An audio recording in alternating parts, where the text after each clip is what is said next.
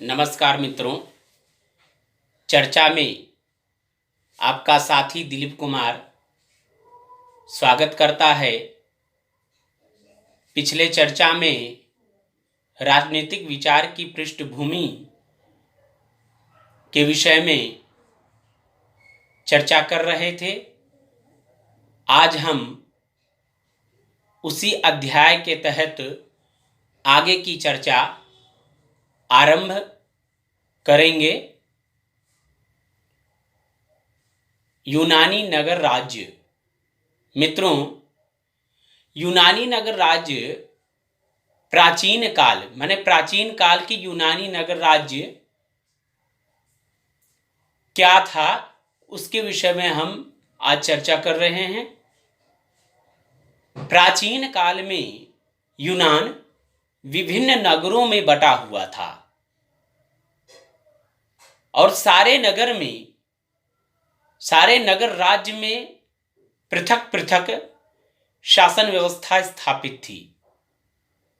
कहने का तात्पर्य यह है कि शासन की दृष्टि से उस समय यूनान के नगर राज्य स्वतंत्र थे एक दूसरे से, और वहां की जनता स्वतंत्र जीवन यापन एक दूसरे का सहयोग करते हुए करती थी। विद्वानों का मानना यह है कि विभिन्न क्षेत्रों में कार्य करते हुए, विभिन्न आर्थिक गतिविधि, राजनीतिक और सामाजिक कार्य करते हुए एक पृथक व्यवसाय होने के बावजूद आवश्यकता पड़ने पर राज्य कार्य के लिए या सामाजिक हित में एकजुट हुआ करती थी या समन्वय होकर कार्य करती थी। यह एक प्रकार की वहां की जनता का समान जीवन शैली कहा जाएगा, जिसके माध्यम से वहां की जनता एक दूसरे के सुख दुख में सहयोग का कार्य करती थी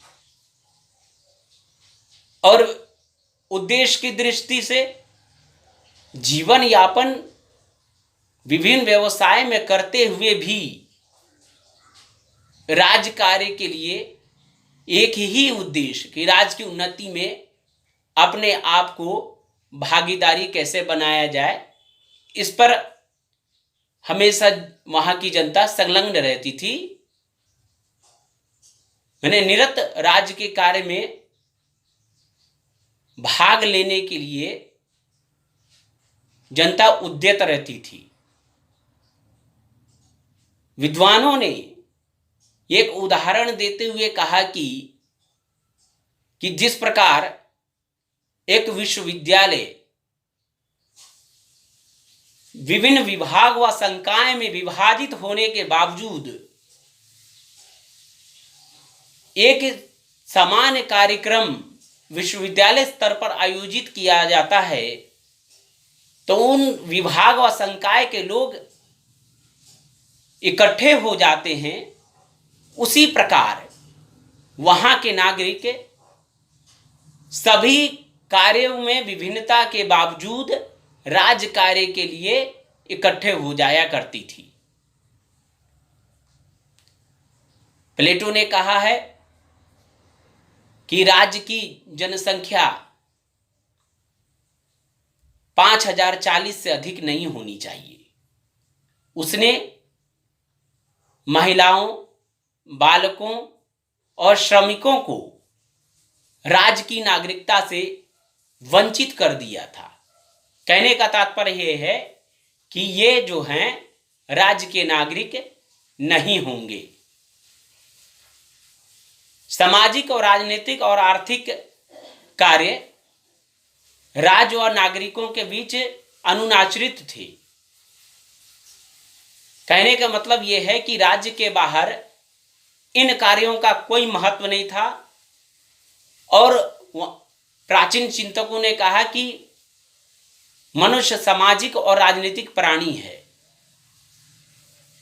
तो सामाजिक घटना भी राज्य के अंदर में ही होती थी। माने राज्य के बाहर इस प्रकार की सामाजिक विषय के विषय में भी सोचा नहीं जाता था, और ना ही नागरिकों का किसी प्रकार का जीवन राज्य के बाहर का विषय माना जाता था। कहने का तात्पर्य यह है कि राज्य के बाहर व्यक्ति का कोई अस्तित्व ही नहीं है, उस समय के विचारकों ने माना था।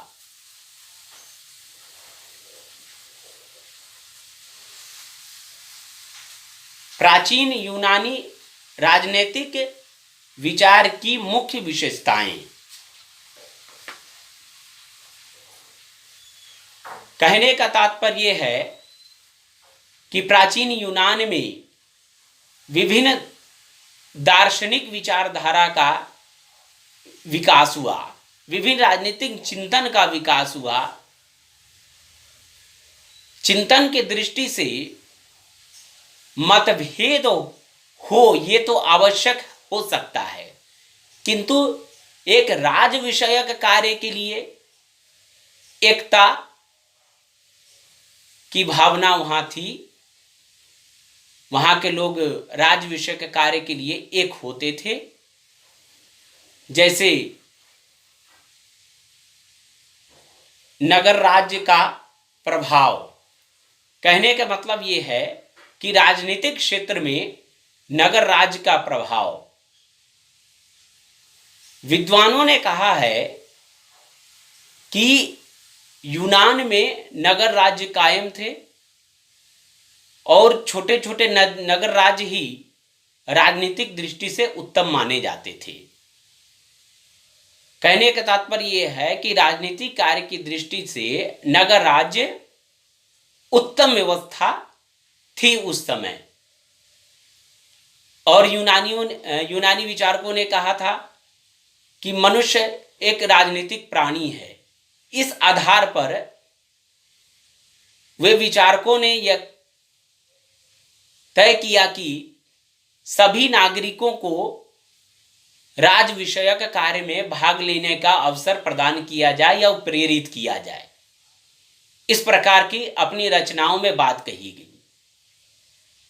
उस समय प्रत्यक्ष लोकतंत्र या प्रत्यक्ष प्रजातंत्र उन नगर राज्यों में स्थापित थी। इसके विषय में मित्र आगे हम चर्चा करेंगे। प्रत्यक्ष प्रजातंत्र क्या है, हम आगे की चर्चा में उस विषय में चर्चा करेंगे। हम इतनी सी बात यहां कह देना चाहते हैं कि राज विषयक कार्य में जनता विधि निर्माण के क्षेत्र में, शासकों को निर्वाचित करने के क्षेत्र में, यही नहीं निरंतर राज के कार्य में जनता भागीदार रहती थी।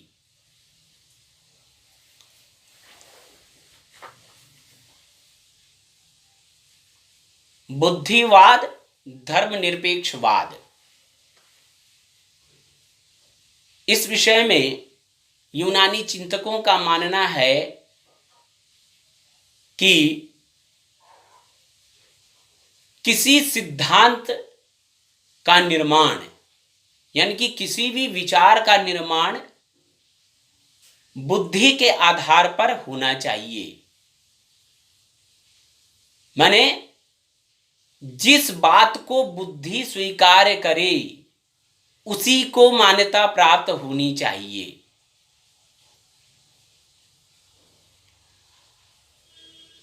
माने स्वतंत्र चिंतन में बुद्धि का परम योगदान है।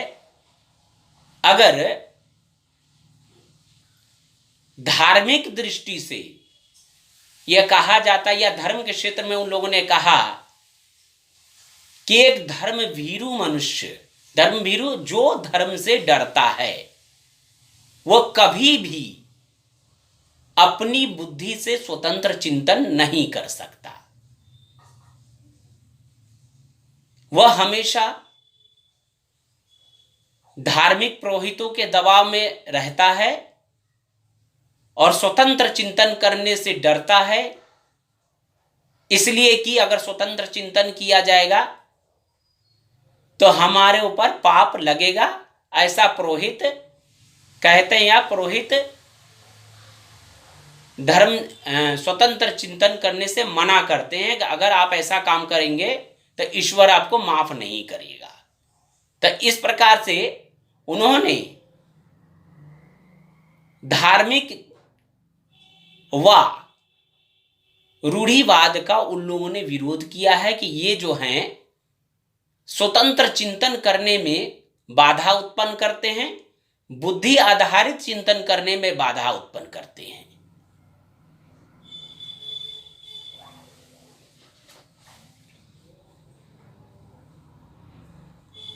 नैतिक स्वरूप। पुराने यूनानी चिंतक अरस्तु व प्लेटो का मानना यह था कि राज्य का कर्तव्य है कि मनुष्य को नैतिक बनाने के साथ साथ उनका जीवन का उत्तम से उत्तम विकास करे, यही राज्य का कर्तव्य है।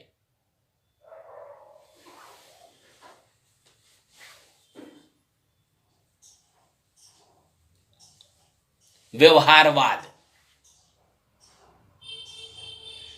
प्लेटो ने व अरस्तु ने वैसी कोई काल्पनिक रचना करने की कोशिश नहीं की गई, जैसा कि विचारकों का मानना है कि जमीनी धरातल पर खरा न उतरी। उन्होंने उस प्रकार की रचना की जो व्यवहार में लाया जा सके। जैसे रिपब्लिक में दार्शनिक राजा का सिद्धांत का प्रतिपादन प्लेटो ने किया, तो उस आधार पर सिराक्यूज के राजा को एक दार्शनिक राजा बनाने का प्रयास उसने किया, किंतु उसमें असफल रहने के पश्चात, यानी कि उसको ऐसा लगा कि अब यह कार्य संभव नहीं है, तो उसने सिद्धांत को ही बदल दिया और नए सिद्धांत की रचना लाज नामक ग्रंथ में उसने की। इससे यह स्पष्ट होता है कि उस सिद्धांत को उसने त्याग दिया जिसको व्यवहारिकता के आधार पर खरा न सिद्ध नहीं किया जा सके।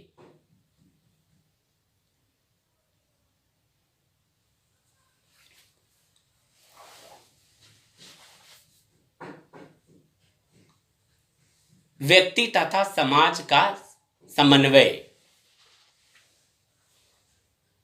अरस्तु ने कहा कि मनुष्य एक सामाजिक प्राणी है।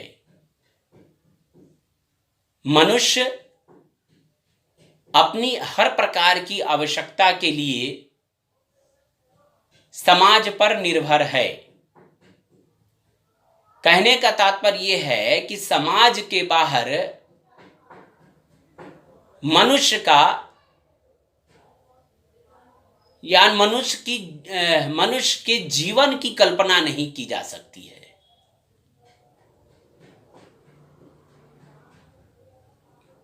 और समाज जो है मनुष्य के लिए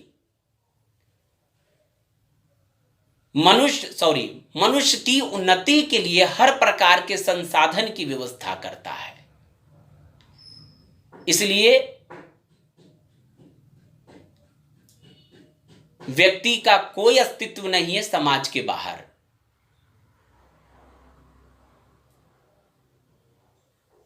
चिंतकों का कहना यह था कि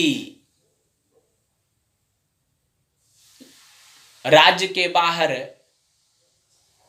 मनुष्य का कोई विकास नहीं हो सकता है और राज और समाज एक ही विषय है। माने राज्य के बाहर समाज का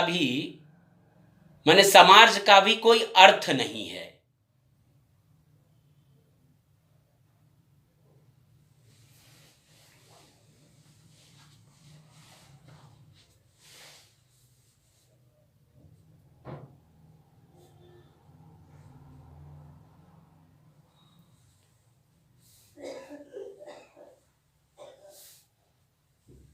दास प्रथा।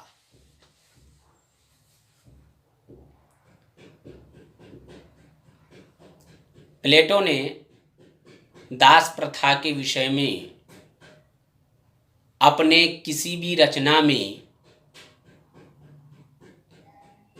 किसी प्रकार का विरोध नहीं किया है या किसी प्रकार की टिप्पणी नहीं की है। इस तरह से प्लेटो को भी दास प्रथा का समर्थक माना जाता है।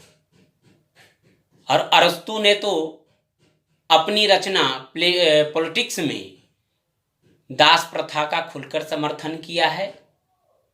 उसमें उसने कहा है कि नागरिकों को द्वारा अपने कार्य में निर्वाह यानी अपने कार्यों को निर्वाह करने के लिए उसके लिए खाली समय का होना अत्यंत आवश्यक है। अतः इसकी पूर्ति दास कर सकते हैं।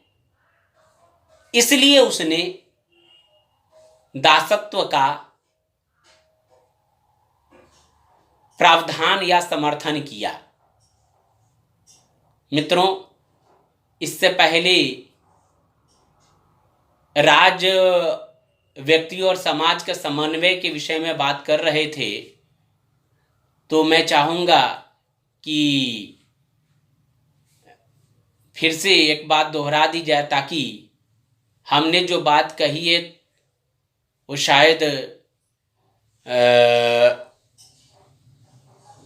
हमारी ओर से लग रहा है वो त्रुटि युक्त है, थोड़ी सी हो गई है।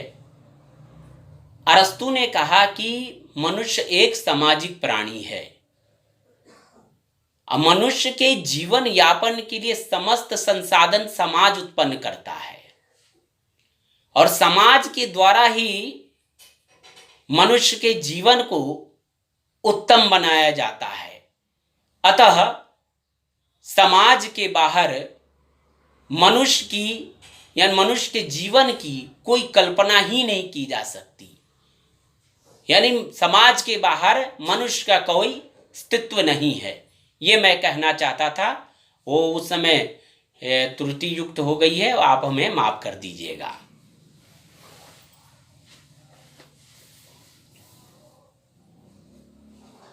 प्राचीन यूनानी विचारों का महत्व। प्राचीन यूनानी विचार का महत्व की दृष्टि से यूनानी विचार का जो महत्व है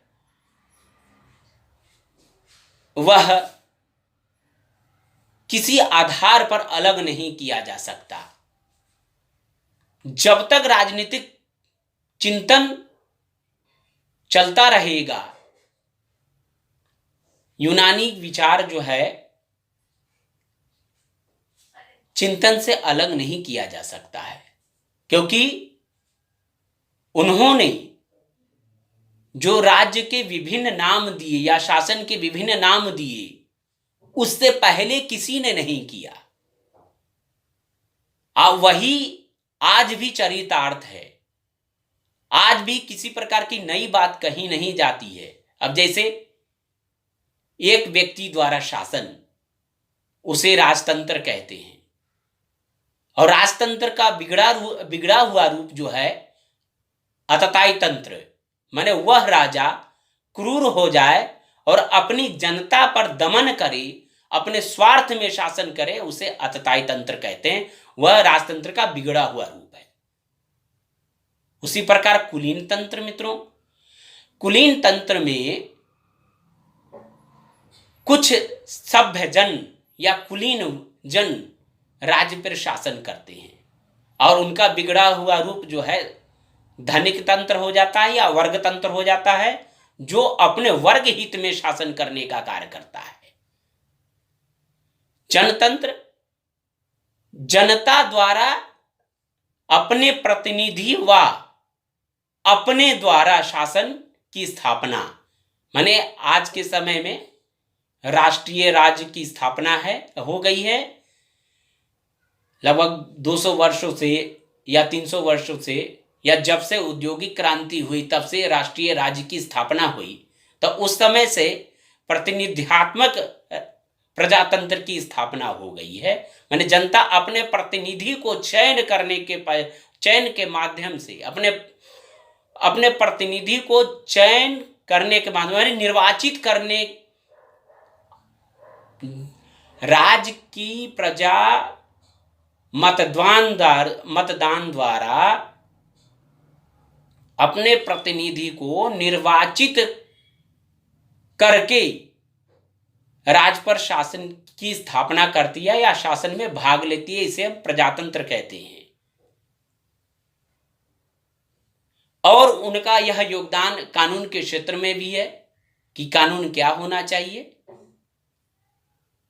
व्यक्ति का क्या कर्तव्य होना चाहिए राज के प्रति, राज का क्या कर्तव्य होना चाहिए राज के प्रति, ये सब उनका योगदान है। इस दृष्टि से यूनानी राजनीतिक विचार का अत्यंत महत्व है। राजनीतिक विचार अन्य राजनीतिक चिंतकों के लिए। आज की चर्चा मित्रों यहीं तक। कुछ त्रुटि हो गई होगी तो उसके विषय में आप अवश्य प्रतिक्रिया दीजिएगा। आप अपने चैनल को सब्सक्राइब कीजिए, लाइक कीजिए। बहुत बहुत धन्यवाद। नमस्कार।